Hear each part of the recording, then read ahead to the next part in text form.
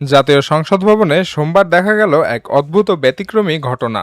ঘটনাটি কোনো রাজনৈতিক তর্ক-বিতর্ক বা আইন পাশের ব্যস্ততা নিয়ে ছিল না, বরং বিরোধী দলীয় নেতা ও বাংলাদেশ জামায়াতে ইসলামীর আমির ডাক্তার শফিকুর রহমানের একটি সারপ্রাইজ বা উপহারকে ঘিরে মুখরিত ছিল গোটা সংসদ সচিবালয়। সংসদের স্পিকার, মন্ত্রী, সরকারি ও বিরোধী দলের সব সংসদ সদস্য থেকে শুরু করে সংসদ সচিবালয়ের সব শ্রেণীর কর্মকর্তা এবং কর্মচারীরা পেয়েছেন এই বিশেষ উপহার। প্রত্যেকের হাতে বা ডেস্কে পৌঁছে গেছে 10 কেজি ওজনের একটি করে উপহারের প্যাকেট। জানা গেছে, ত্রয়োদশ জাতীয় সংসদের দ্বিতীয় ও প্রথম বাজেট অধিবেশনের 12তম দিন সোমবার সকাল থেকেই সংসদ ভবনের করিডোরগুলোতে কৌতূহল ছিল কি আছে এই উপহারের বক্সে।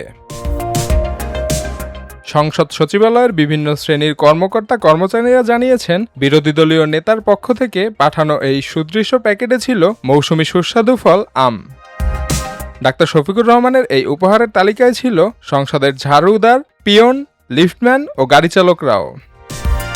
উপহার পেয়ে সংসদ সদস্যের একজন অফিস সহায়ক বলেন, আমরা তো ছোট চাকরি করি, বড় বড় নেতাদের উপহার শুধু দূর থেকেই দেখি।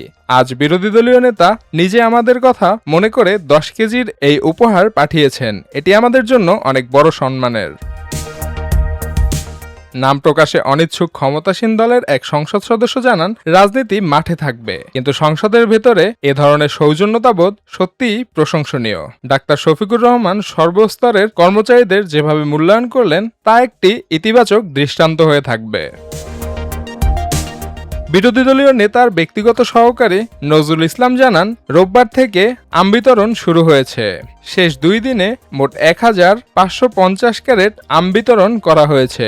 পর্যায়ক্রমে আরও 606 জনকে আম উপহার দেয়া হবে। তিনি জানান, রংপুর থেকে এই আম আনা হয়েছে।